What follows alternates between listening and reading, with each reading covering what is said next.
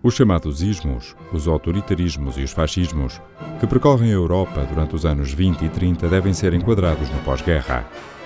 As dificuldades de ajustamento da sociedade europeia, que passava de uma economia de guerra para uma economia de paz, a que se somava a ausência de líderes carismáticos no campo democrático, fizeram surgir personalidades que apresentavam propostas que iam ao encontro das inquietações das populações.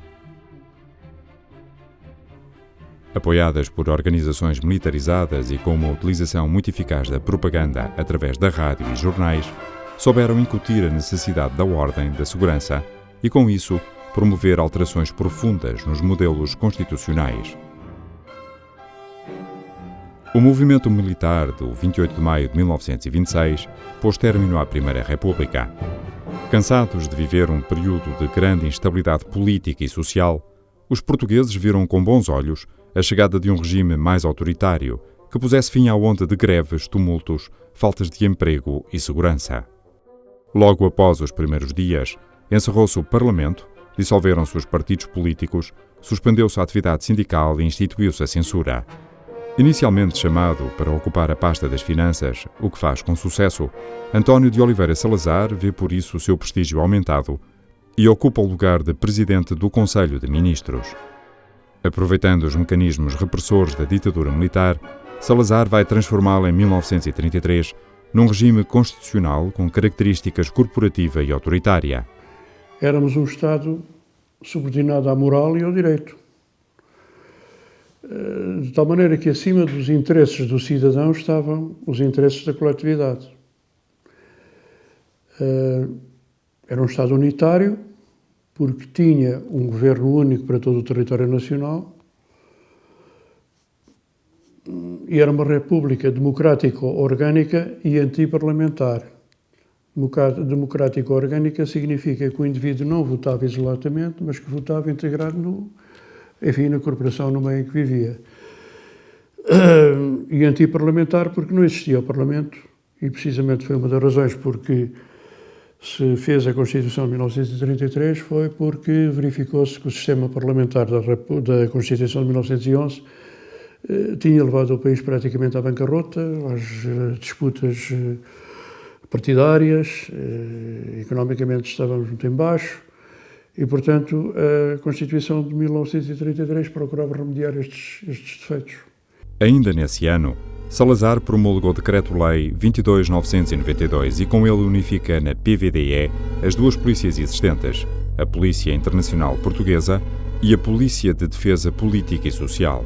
Para além da unificação, as capacidades de atuação da Polícia de Vigilância e Defesa do Estado são aumentadas.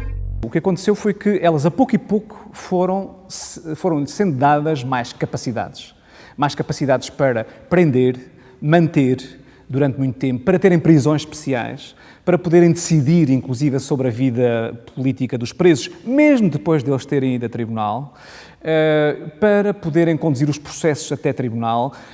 Digamos que isso foi o processo que aconteceu. Quer dizer, esse processo foi um alargamento da capacidade da polícia através de um conjunto de leis especiais da ditadura militar, a partir dos anos 30, que lhe dão essas capacidades. Desde sempre que a contestação ao regime foi feita por diversas forças ou orientações ideológicas, reprimidas sempre com brutalidade logo na fase inicial da ditadura. A PVDE tinha como principal objetivo garantir a manutenção do Estado Novo. Já nessa altura, muitos optavam por sair e a Espanha era o destino mais à mão. Pero, efectivamente, os emigrados portugueses contaron sempre coa colaboración, digamos, daqueles partidos que tiñan unha afiliación de esquerda, sobre todo, ¿no? E que o que procuraban era que na península houbera regímenes democráticos, non regímenes autoritarios, ¿no? No período 33 ao 36, as relacións entre o goberno de Salazar e a Segunda República Española de Lerroux e Gil Robles, as cousas melloraron, precisamente porque os emigrados portugueses pasaron a ter un papel, digamos, moito menos integrado e non houbo, por suposto, colaboración, sino incluso, de algún xeito, persecución. Non persecución propiamente, pero sí unha certa represión de eses emigrados que intentaban, de algún xeito, servirse de España para tratar de desestabilizar Portugal, non? O triunfo do movimento falangista tornou mais difícil a efetuar a oposição a partir de Espanha. Os tribunais militares especiais irão deportar mais de 15.000 presos políticos até 1936. Com métodos repressivos inspirados nos campos de concentração, é inaugurado em 1936 a colónia penal do Tarrafal. Tudo aquilo que funcionava nos campos de concentração da Alemanha, principalmente em Dachau, era aquilo que se fazia aqui, ou seja, os modos de tratamento, a forma como os presos eram tratados e a forma como eram levados para os campos, não é? Neste caso na Alemanha, era semelhante àquilo que acontecia aqui. Situado na parte norte da ilha de Santiago, a 74 km da cidade da Praia, capital de Cabo Verde, o concelho do Tarrafal foi o lugar escolhido para o acolhimento dos deportados opositores ao regime do Estado Novo. Talvez uma das coisas também que levaram o Estado Novo a construir a prisão aqui é porque Tarrafal ficava muito distante da cidade da Praia. E a circulação e a distância da cidade da Praia impedia os presos de se revoltarem, ou seja, de terem acesso aos meios de comunicação. Os primeiros presos a chegar foram os ligados à revolta dos marinheiros, sindicalistas e alguns deportados comunistas. Vou para o Tarrafal e vou inaugurar o Tarrafal no fim de outubro de 1936. O barco que os levou passou primeiro pela Madeira e pelos Açores para receber deportados que aí se encontravam e deixar outros. O barco parou ali na enseada de Angra do Heroísmo, saíram vários presos, nomeadamente o Ayala, que tornou-se conhecido, o Leão de Castro. Não é? O meu pai foi preso porque esteve envolvido nos acontecimentos dos anarquistas e dos sindicalistas fim dos anos 20. Foi degradado para os Açores, esteve lá quase 5 anos. Nos Açores saíram alguns, nomeadamente esse, e entraram outros. Entrou o meu pai, quando desceram ao Tarrafal, Bento Gonçalves, José de Sousa, o Júlio Melo Fogaça, o Mário Castelhano, o Rijo, gente anarquista, comunista, e fomos inaugurar o Tarrafal, estrear o Tarrafal. Chegamos lá no dia 29 de outubro de 1936. Não é? E aqui em Cabo Verde temos duas estações, ou seca ou de chuva, não é? E em outubro a temperatura já era alta e os presos mal chegaram, começaram a deparar com dificuldades em termos climatéricos, porque não estavam habituados a isso. Mal não estavam habituados, mal entraram numa outra realidade que é, dentro deste clima, dentro deste arquipélago, foram inseridos em barracas sem mínimas condições de vida. As condições eram um bocado precárias, mas não todos. Há alguns que não viveram aquela precariedade. Caso do senhor Bento Gonçalves, primeiro secretário comunista português. Caso de Padre Augusto Santana, estes viviam nas condições melhoradas, porque eram pessoas conhecidas, pessoas de alto conhecimento, então viviam-se com condições melhoradas. Mas o resto era de qualquer maneira. A situação de mal-estar foi uma constante desde a primeira grande vaga de reclusos que ali deu entrada. A ausência de condições de higiene no interior das barracas, o meio envolvente e a falta de assistência médica e medicamentosa, a par com os trabalhos forçados levados a cabo dentro e fora do campo, levou a que quase de imediato houvesse uma tentativa desesperada de fuga com consequências muito graves para os prisioneiros.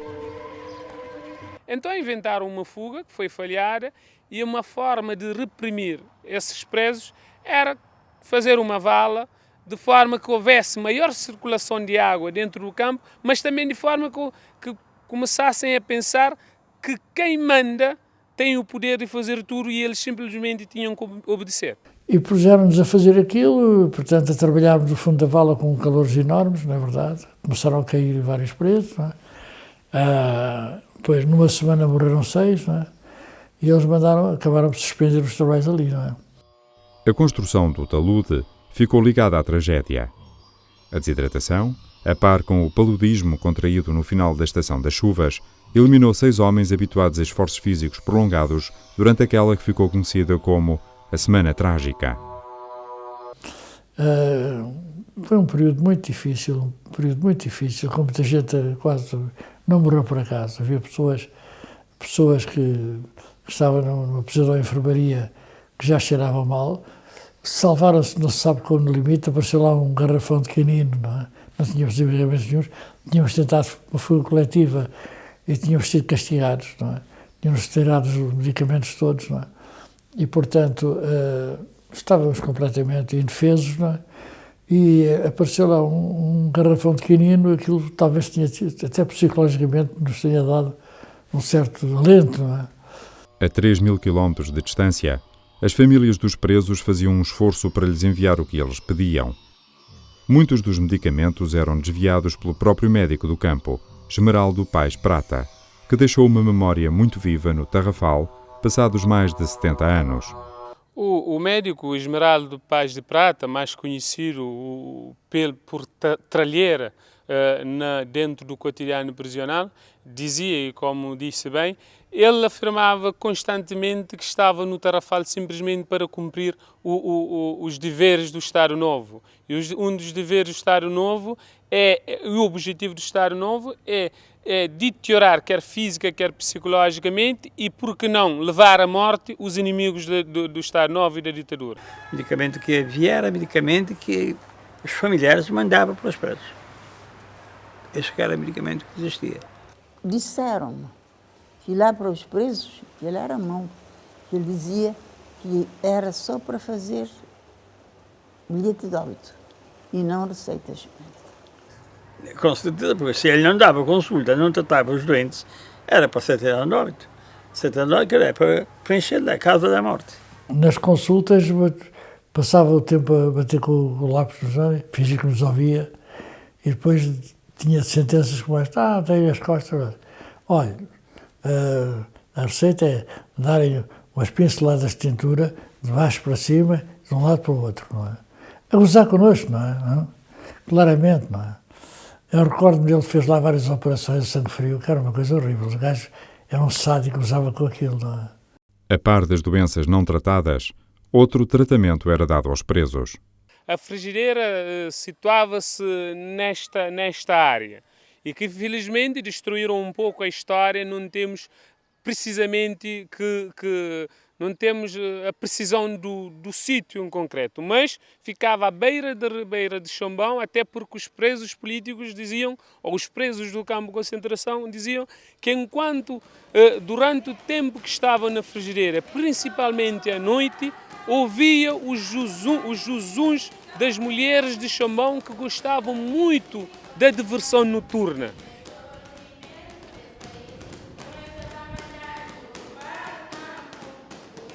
A frigideira fora do campo, frente da nossa caserna, tinha 1,20 m de altura, de modo que um homem lá dentro não pode ficar em pé.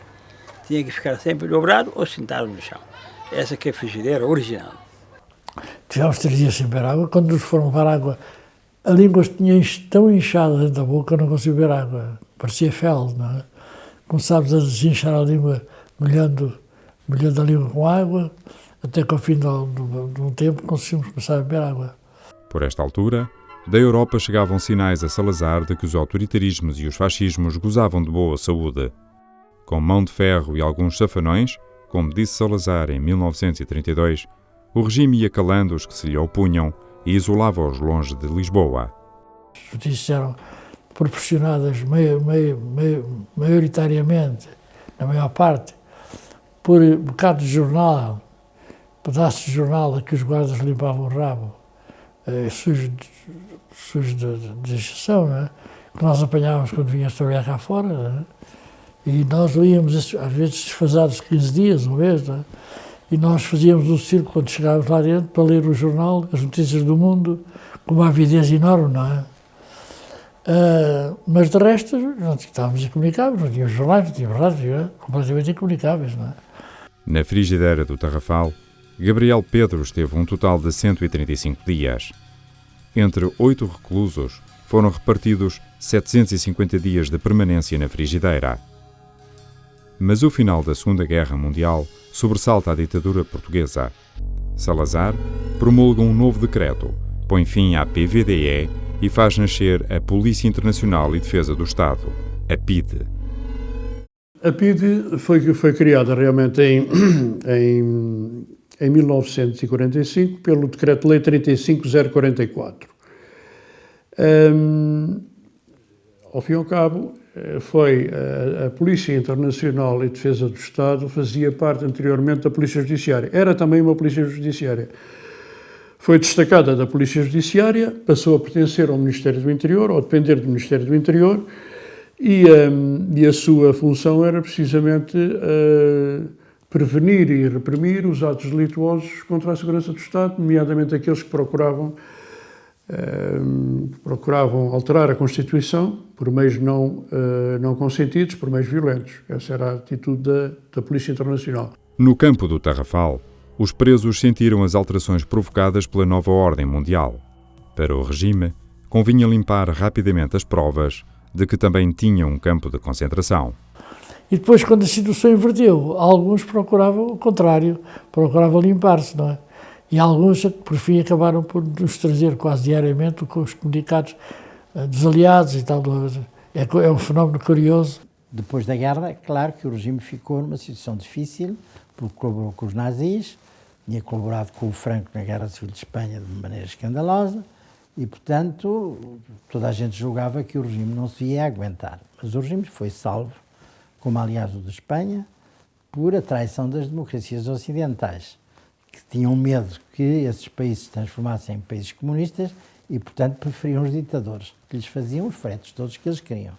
Isolado, mas atento ao correr dos novos ventos da história, Salazar arquiteta uma diplomacia hábil para manter estáveis os regimes peninsulares e garantir o apoio da Inglaterra.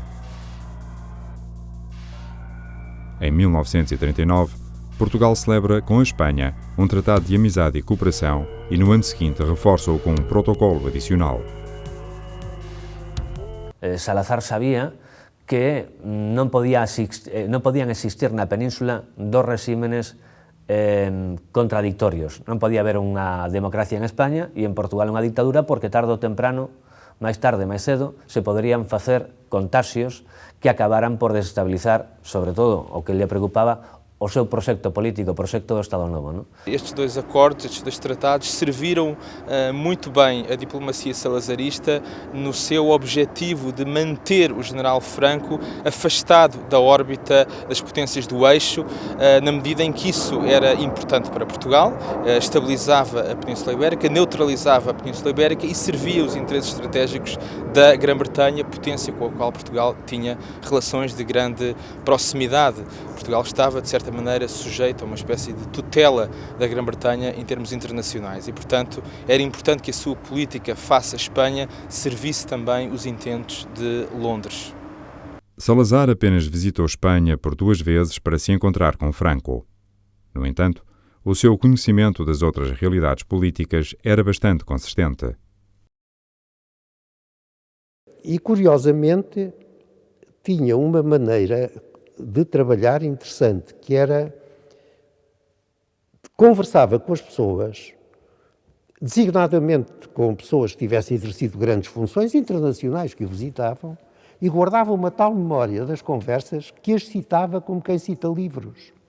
Essa experiência ele bebia essa experiência.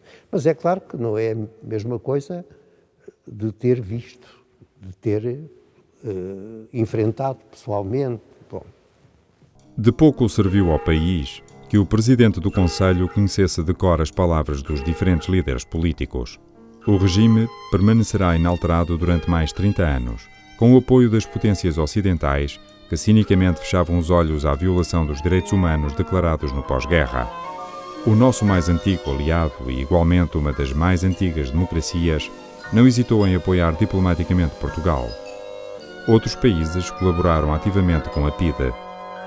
Nós estávamos absolutamente integrados e com todas as outras polícias do mundo. Olha, várias vezes ia à Inglaterra, que às vezes me mandavam lá também para tratar de assuntos de troca de correspondência e de outros assuntos que não quero falar agora aqui. E era sempre bem recebido por eles.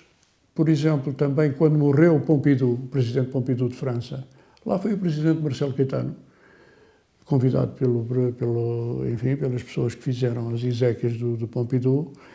E lá foi uma delegação da PIDE também, acompanhar o seu presidente, um avião da Força Aérea. E quando chegámos a Orly, em França, imediatamente a polícia afim, a SEDEC, que era a nossa, vamos lá, homóloga lá, tomou conta da gente, tratou-nos muito bem e tal. É uma coisa que existia entre as polícias, nós éramos uma polícia como qualquer outra. Os Estados Unidos acolheram várias vezes agentes da PIDE para receber informação. Bem, eu lembro-me de um grande chefe da CIA que eu conheci pessoalmente de vista, não é? O Alan Foster Dulles. Eu não posso dizer exatamente qual é a data da criação da CIA, mas devo dizer que houve colegas meus que frequentaram cursos na CIA já, como Central Intelligence Organization, colegas meus que o fizeram. O recurso a escutas através de dispositivos eletrónicos fazia parte da formação dos agentes que eram recrutados através das ordens de serviço nas fileiras das Forças Armadas Portuguesas. E então, nessas ordens, eram publicados convites para os jovens, para os mancebos que quisessem ingressar na PIDE. E só ingressavam na PIDE para o quadro policial, porque havia também o quadro administrativo, aqueles que tivessem cumprido um serviço militar exemplar, de preferência com louvores. E, para além do serviço militar, que tivessem um passado sem antecedentes criminais. Este rigor no recrutamento garantia a Salazar e à PIDE que os seus agentes eram tão competentes que eles próprios fariam a instrução do processo, deixando de fora advogados e juízes. O auto de interrogatório de Hermínio da Palma Inácio explicita que lhe foi recusada a assistência por haver inconveniente para a investigação. Todos os argumentos eram válidos para incriminar.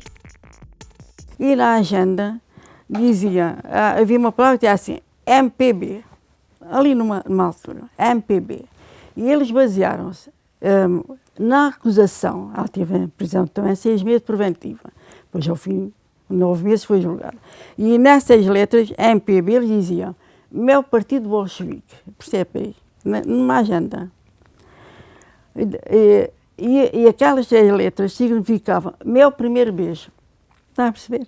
A primeira vez que eu fui preso foi porque fui a um concerto dado por Lopes Graça, que era uma figura da oposição bem conhecida, e na Casa do Alentejo, e no final houve uma desordem, porque houve uns tipos da direita que começaram a dizer que aquilo eram tudo comunistas, não sei quem, não sei o quê, viemos todos um roldão mais ou menos envolvidos por a Casa do Alentejo e saímos ali naquela rua, perto do Coliseu, e depois veio a polícia, mas a polícia cívica, e eu fui preso, não sei porquê, fui preso, ainda nem sequer tinha a maioridade, tinha aí 17 ou 18 anos.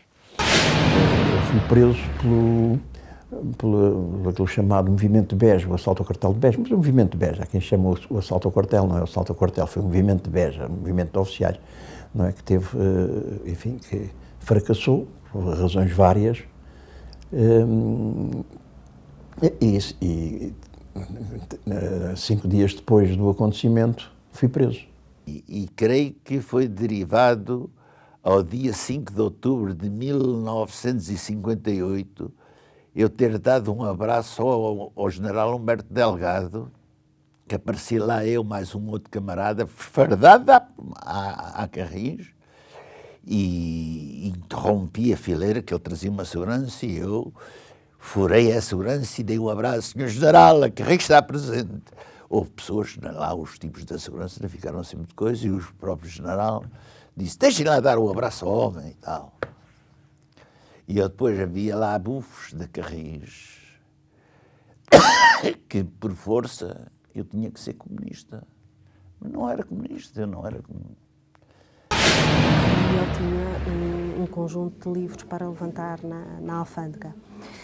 e na altura tinham-lhe alerte para ele não ir levantar, porque tinha tido uma denúncia e, portanto, a PIDE estaria lá em cima se ele fosse levantar os livros, como teimoso que era, e, portanto, aquilo era algo que ele queria levantar. Ele foi à alfândega e automaticamente ficou detido. O nosso transporte era a bicicleta pedal. E então eles tinham uma arlia, a bicicleta pedal. Se fosse encontrado um homem qualquer aí a pedalar aí numa coisa, levavam-no logo preso. Eu fui preso várias vezes. A primeira vez por ter assinado o Programa para a Democratização da República. Foi uma prisão muito rápida, quer dizer, foi mais uma detenção do que uma prisão. Foram buscar a casa e fizeram umas fotografias da praxe, 3 de frente, 3 de perfil. Fui interrogado pelo inspetor Abílio Pires, não fui maltratado. Ele queria saber em que reuniões eu tinha participado. Eu disse-lhe que não tinha participado em nenhuma reunião, para não denunciar ninguém. Onde é que tinha assinado, que apenas tinha assinado o documento. Perguntou-me onde, eu disse-lhe que na Brasileira do Chiado, e então perguntou-me quem me tinha dado a assinar. Eu disse que não me lembrava. E ele ainda me perguntou se eu queria ficar lá a escrever as memórias do cárcere, como Camilo Castelo Branco, qualquer coisa assim deste género. Talvez porque eu trazia já uma malinha preparada e, no fundo, saí nesse mesmo dia. Os detidos eram então sujeitos a interrogatório, que nem sempre seguia com normalidade. Nós não éramos uma organização de caridade e não há nenhuma polícia no mundo em que não se dê uns tabefes de vez em quando a quem a gente acha que precisa, não é? Os testemunhos de maus tratos apresentados pelos ex-presos políticos referem sempre a tortura do sono e da estátua infligidos durante longas horas ou mesmo dias consecutivos. Levaram-me para a PIDE, onde estive em estátua, quer dizer, onde estive 3 dias e 3 horas, só a dizer onde é que está o Dr. Pereira Santos. Você sabe, nós sabemos que você sabe, diga-nos onde é que ele está. E ali estive durante 3, 4 horas, depois 3 dias e 4 noites, e quando eu percebi que já estava sem força e que já estava completamente desesperado, com as pernas inchadas, com a barba de 3 dias e tudo aquilo, estas coisas que acontecem a um cidadão que está sem dormir e que não o deixam dormir, não lhe batem, mas também não o deixam dormir, e com focos de elétrico em cima dos olhos, bem, é uma situação de grande tensão. Eu recordo-me quando eu fui para lá, para interrogatório, numa manhã de carnaval, na segunda-feira de carnaval desse ano, parece-me que foi dia 13 ou coisa assim parecida, e estive em interrogatórios até sábado dessa semana, recordo-me até aí, não é? Fui sujeito, enfim, à tortura do sono. Durante esse período não me foi permitido dormir. Em 1963 voltei a ser preso e encarcerado no Aljube. Aí tive interrogatórios de dia e de noite e durante vários dias estive preso em condições muito más, num curro que era pouco mais comprido do que o meu corpo, tinha uma largura como de um ombro até à ponta do outro braço esticado. Não havia cama, havia apenas uma tábua que se prendia, chamava-se o bailique, na parede onde havia um prego e que assentava num tripé. A tortura do sono é uma tortura terrível. As pessoas não só perde-se a consciência e vêem-se imagens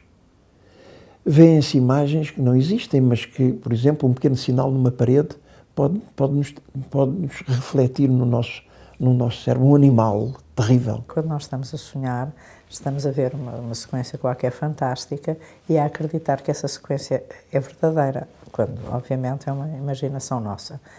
E, portanto, isso é um mecanismo alucinatório. Ora, quando há uma privação de sono, como eu já disse, há sempre uma maior tendência a ter sono REM. E o sono REM vai se misturar e tornar-se um intruso na vigília. E, portanto, essa intrusão do REM na vigília dessas pessoas que não estão muito vigis vai favorecer os mecanismos alucinatórios e a produção de alucinações que são semelhantes aos sonhos do sono REM. Mas a tortura do sono terá consequências a prazo. Nem todos os presos eram torturados de igual forma. A PIDE distinguia o estrato social dos prisioneiros. Quer dizer, os camponeses eram os mais torturados e começavam a levar pancada desde logo. Caçavam um homem aí, em certa altura, como quem caça um coelho. Houve outros que os operários também eram torturados bastante, com violência. Começaram a violentar então fisicamente, com um cacetete de borracha, começaram a bater nas mãos, nos braços, e devem-me ter dado alguma pancada, ou mesmo se calhar nem uma pancada nenhuma me deram, perdi a consciência. Os comunistas eram torturados, mas também dependiam um bocado da classe social e até do renome. As mulheres eram igualmente sujeitas às torturas da estátua e do sono, complementadas com situações de humilhação.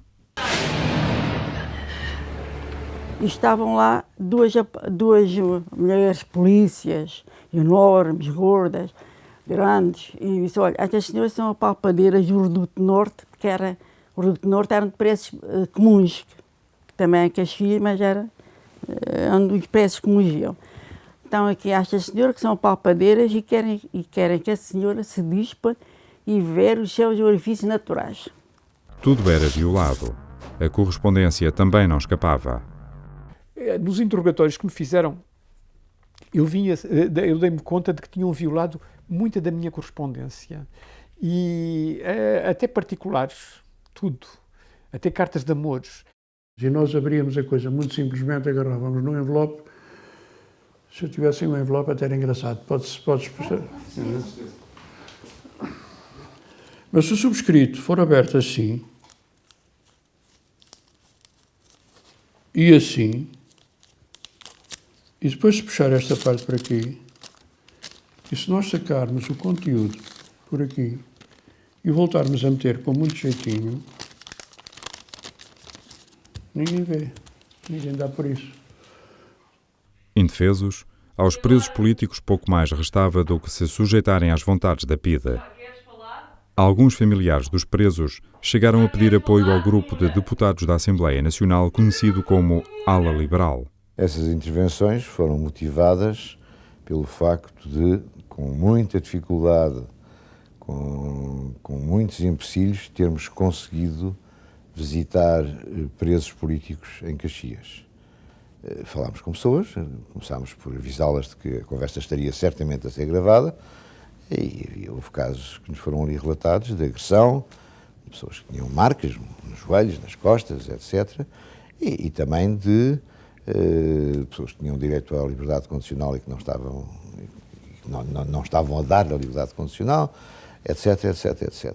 E, portanto, essas intervenções resultaram de virmos transmitir à nação, através da Assembleia Nacional, aquilo que tínhamos encontrado e nos insurgirmos contra a existência de prisioneiros políticos. Aliás, isso fazia parte integrante e era prioritário na luta pelas liberdades. Eu já escrevi sobre PIDES, também com uma grande parte de imaginação, mas também com a noção de que fiquei com a ideia de que alguns deles eram seres humanos que pouco a pouco se iam endurecendo e se iam tornando carrascos. E conheci um que me disse, salvo erro num interrogatório, que tinha sido seminarista e que ao voltar da guerra estava desempregado e tinha ido para a PIDE. Pode a memória estar-me a traiçoeiro, estar a misturar duas coisas, mas creio que não. Não quero dizer o nome dele porque pode não ser exatamente assim. Mas foi um que não me chateou, que apenas me ouviu e fez um auto em que eu negava tudo. Porque nos atribuem barbaridades, violências e outras coisas. Não seríamos uma organização de caridade. Havia alguns péssimos, violentos, horrendos.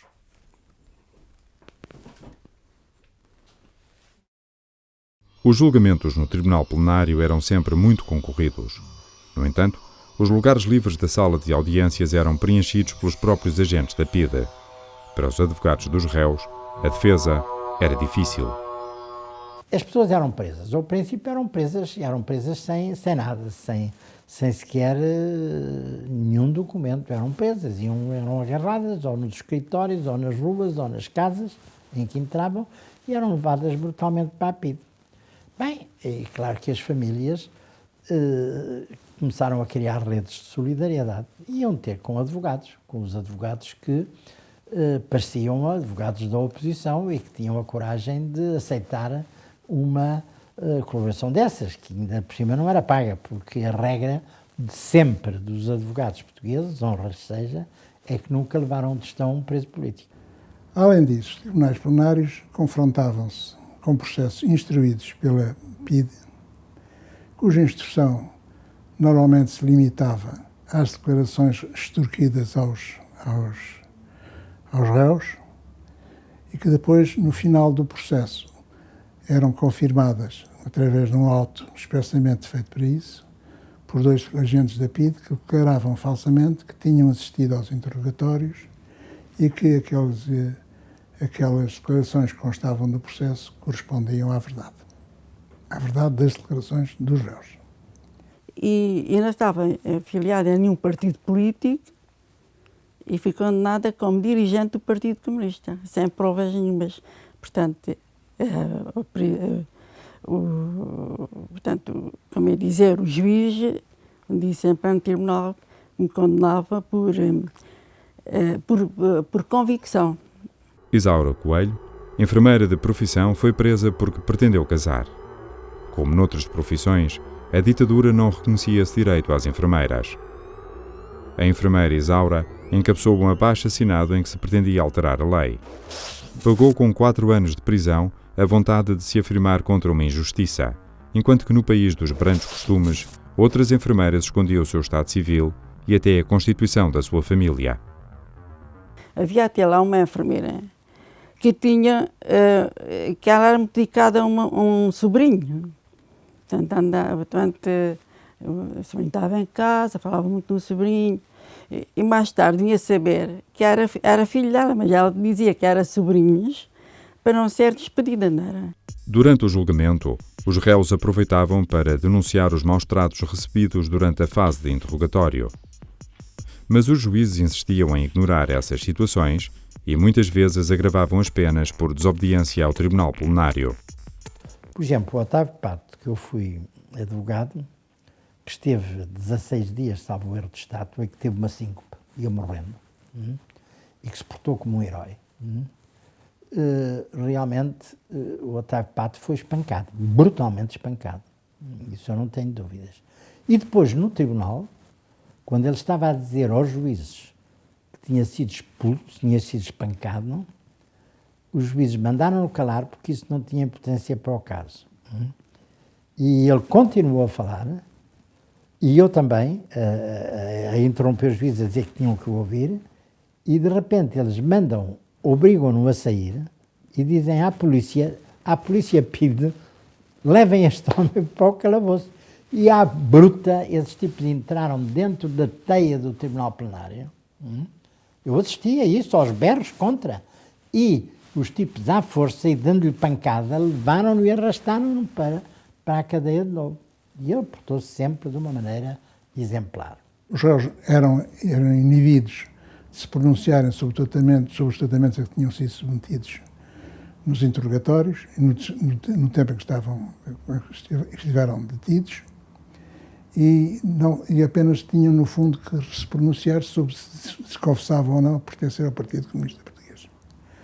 A recusa nestas afirmações era considerada pelos tribunais plenários como agravante. Éramos 11, creio eu que éramos 11 da Carris, que fomos todos julgados no mesmo dia. O único que falou para o juiz fui eu. O único, os outros não. Mas eu falei com o juiz para o rebaixar. Sinceramente, eu não quero ser mais que ninguém, mas foi com esta intenção. Porque o juiz, o senhor Caldeira, quando um tipo dizia qualquer coisa, ele dizia, não é isso, o senhor só diz sim ou não. Bom, as dificuldades eram resultado disto. Nós sabíamos que íamos colaborar numa farsa. nós sabíamos que íamos colaborar numa farsa e íamos, digamos assim, viver momentos difíceis da nossa profissão, porque estávamos tínhamos o sentimento de que os nossos esforços eram inúteis, porque o tribunal estava determinado a seguir, digamos assim, a acusação apresentada pela polícia política. O trabalho desenvolvido pelos advogados era permanentemente posto em causa. E, portanto, achei que devia apresentar um habeas corpus. De maneira que isso foi consequências pessoais, porque nesse tempo era um ministro muito poderoso e eu fui preso. E durou algum tempo essa prisão. Nós não só assistíamos à humilhação dos réus, pessoas normalmente honestas, com uma vida limpa, como à humilhação dos próprios advogados, e ficávamos normalmente frustrados com a circunstância de ver os nossos clientes recolherem à cadeia sem que sentíssemos que se estivesse a fazer ali o mínimo, digamos assim, de justiça. O tempo de prisão aplicado pelos juízes não era respeitado pela PIDE, que mantinha os presos políticos em cativeiro, mesmo após o cumprimento da pena aplicada. Tive lá, portanto, 32 meses, 33 ou 34, não me recordo, 33 meses, não é? Mas fui condenado só a 24 meses de prisão, 22 meses de prisão. 22 meses. Fui condenado a 2 anos e 3 meses e medidas de segurança. Isto parece um paradoxo, parece que está bem dito paradoxo, mas corresponde à prisão perpétua. Porque é o seguinte, é que eu fui condenado a 2 anos e 3 meses e medidas de segurança prorrogáveis. Quando é assim, nós só somos soltos quando eles entenderem. Foi o que aconteceu, por exemplo, ao Chico Miguel, fugiu comigo, que condenados a 3 anos e meio, já lá estava há 23. Apesar das fortes medidas de segurança que rodeavam os presos, ao longo da ditadura foram ensaiadas variadas tentativas de fuga e muitas foram concretizadas com êxito. Corria o ano de 1961 e na prisão de Caxias um grupo de 8 presos efetuou uma espetacular evasão, utilizando um carro blindado de Salazar que se encontrava no interior do estabelecimento prisional para manutenção. Os gajos começaram logo, quando viram o carro lá a chegar, os próprios prisioneiros, isto está rachado, para aqui estorvar-nos que eles andavam a jogar a bola com a mão, atiravam com a bola de um lado para os outros. Eu parei o carro, o magro chegou-se ao pé de mim, logo com aquela coisa, o gajo com aquela calma que é necessário ter, e eu só tive tempo foi dizer assim, mas finalmente queres fugir ou não queres fugir? E quando eu disse esta palavra, ele, golo. Quando ele disse golo, ora, nem meio segundo, entrou logo tudo. Estava um guarda, começa-me a fazer assim. O gajo cozeu-se com a parede, quando ele caiu e se levantou para tirar da espingarda para dar o tiro de alarme, já eu tinha passado o túnel, já estava assim cá fora. Ora, eu tive bem cuidado, estava com medo, era que houvessem crianças do lado fora do portão, que eu não via. Apitei, bati-lhe a primeira, menina, aquilo foi como nada, não se notou nada, foi tudo à frente, até caíram os pilares. Os pilares que sustentavam o regime tinham sido abalados 3 anos antes pela candidatura de Humberto Delgado à presidência da República. Apesar das constantes fraudes eleitorais, a candidatura mobilizou um forte apoio popular e de toda a oposição democrática, assinalando que o regime estaria a chegar ao fim. E tudo mudou logo, mal ele entrou em cena, porque ele prometeu solenemente aos portugueses que iria até às urnas, o que nunca tinha acontecido. Os candidatos da oposição desistiam a meio do caminho. As condições eram tão más que eles diziam que não tinham a possibilidade de ir às urnas. Mas Humberto Delgado disse que acontecesse o que acontecesse, aconteça o que acontecer, eu irei até ao fim. Portanto, eu prometo aos portugueses que irei às urnas. E só isso espevitou o povo e as pessoas ficaram a perceber logo que algo de novo se estava a passar em Portugal, com essa palavra, com essa promessa. Portanto, ia-se tirar a limpo, finalmente, pela primeira vez, se havia fraude, se não havia fraude, e só isso já era muito. Mas o general Humberto Delgado foi mais longe. Na conferência de imprensa do Café Chave de Ouro, Delgado tornou claras as suas intenções quanto a Salazar. Dimiti-lo-ia se fosse eleito. E isso foi uma bomba em Portugal, porque ninguém tinha a coragem de dizer mal de Salazar e de o enfrentar diretamente, porque Salazar tinha uma auréola de salvador da pátria desde há 30 anos. As eleições realizaram-se com resultados inesperados. O candidato do regime, Américo Tomás, recebe 75,8% e Humberto Delgado é estrondosamente derrotado com 23,6% dos votos. A fraude repetia-se uma vez mais. Portanto, a contagem dos votos foi feita à porta fechada, só com elementos afetos à situação, como se dizia naquele tempo. E obviamente que não é preciso ir mais longe, com isso está tudo dito, mas até mesmo documentalmente a fraude está comprovada, porque existem documentos em que se informam, digamos, as autoridades centrais são informadas dos resultados, mas depois, com um pequeno à parte, na realidade o que aconteceu foi, então era ao contrário, os números eram ao contrário daqueles que foram oficialmente dados. Se as eleições de 58 deixaram marcas profundas no regime, externamente a pressão das Nações Unidas para o fim da política colonial aumentava. Porque as Nações Unidas entendiam que Portugal devia apresentar a comunicação dessa situação colonial e que ela ficaria submissa aos procedimentos que estavam na Carta das Nações Unidas. Portugal dizia que, quando se tinha candidatado, as Nações Unidas ficaram a saber que, de acordo com a Constituição portuguesa, não eram consideradas colónias. Em 61, com o começo da guerra em Angola, e depois se comunicou à Guiné e depois a Moçambique, com 3 frentes de luta, se tornou numa situação insustentável, muito atacado pelos próprios aliados da NATO e, portanto, o regime entrou em queda. A juventude vai ter um maior protagonismo na oposição ao regime, abrindo desde então e até 1974 uma forte crise académica reprimida com brutalidade. Entretanto, entra disfarçado em Portugal para assumir a liderança do golpe de Beja o general Sem Medo. A ditadura sente-se ameaçada e a PIDE decide a Operação Outono, que eliminará Humberto Delgado em Badajoz. O objetivo não era matar para transformá-lo num mártir da liberdade. Era matá-lo para que se tornasse um mistério o seu desaparecimento e as pessoas acabassem por esquecer Humberto Delgado.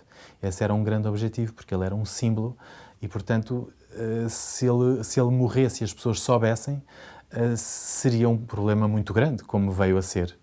E o pior de tudo isso é que o general tinha uma secretária com quem viajou, era Jair Moreira Campos, que ficou no Hotel Simancas, onde eles pernoitaram, e que eles, como sabiam que ela daria o alarme para todo o mundo se ele tivesse desaparecido em Badajoz, foram ao hotel e estrangularam-na a frio. E depois depositaram-na mais ou menos perto de onde ele estava. Com a morte de Salazar e a posse formal de Marcelo Caetano, a PIDE é substituída pela Direção-Geral da Segurança. Verdadeiramente não houve alteração nenhuma na PIDE, nas nossas atribuições, nas nossas funções. Houve uma alteração no nome. Passou a ser Direção-Geral de Segurança. E passou a ser Direção-Geral de Segurança porquê? Porque Polícia Internacional de Defesa do Estado, Polícia Internacional dava um aspecto talvez megalómano, uma polícia que controlava todo o mundo e tal. Não era a nossa função, não era essa. A queda do Salazar, a substituição do Salazar e depois Marcelo Caetano quis tentar uma liberalização que não conseguiu fazer e que foi realmente um regime idêntico ao do Salazar, embora lhe chamasse outras coisas. A PIDE deixou de ser PIDE, passou a ser polícia não sei de quê, a União Nacional passou a ser a Ação Nacional Popular, a censura passou a ser exame prévio, coisas desse género, de mera fachada sem nenhum conteúdo efetivo. A atividade da PIDE-DGS manteve-se até à tarde de 25 de abril de 1974. Conhecedora das intenções dos oficiais das Forças Armadas, pouco podia fazer por um regime que agonizava há demasiado tempo. Nós sabíamos a par e passo o que os militares estavam a fazer. No fundo, houve primeiro um 16 de março. 16 de março foi uma espécie de um balão de ensaio, ver o que é que aquilo dava. O castigo que os militares tiveram não foi praticamente nenhum, eles verificaram que havia fraqueza da nossa parte e da parte do Estado Novo. Era um governo de pessoas velhas. O Marcelo Caetano não tinha o carisma de Salazar. Havia já um bocado, havia bastante, até as próprias Forças Armadas já não estavam disciplinadas como estavam anteriormente.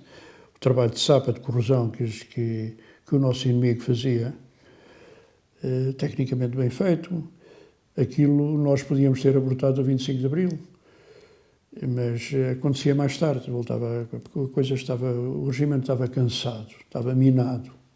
A PIDE, criada por Salazar, reprimiu as ideias democráticas, violou os direitos fundamentais, deixou uma marca de medo e de desconfiança na população portuguesa durante várias gerações. Com as escutas telefónicas, com os informadores que intimidavam o convívio livre e espontâneo dos portugueses, com a tormenta das torturas da estátua ou do sono, com os saneamentos profissionais ou as deportações, com as dezenas de milhares de fichas encontradas na sede da Rua António Maria Cardoso e correspondentes a 6 milhões de entradas, hoje disponíveis no Arquivo Nacional da Torre do Tombo.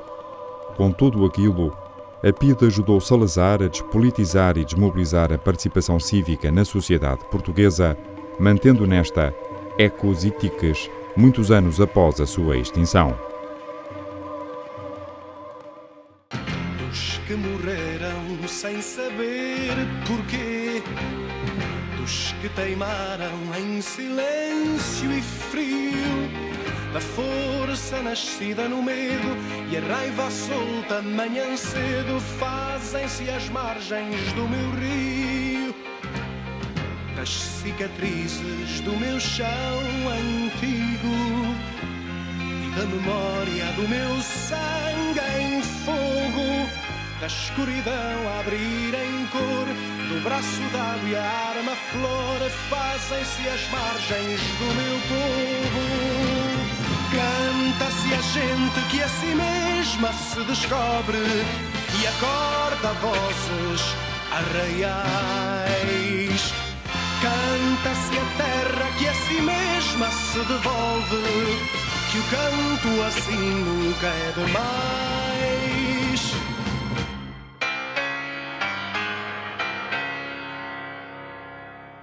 Em cada veia o sangue espera a vez, em cada fala se persegue o dia, e assim se aprendem as marés, assim se cresce e ganha pé, rompe a canção que não havia.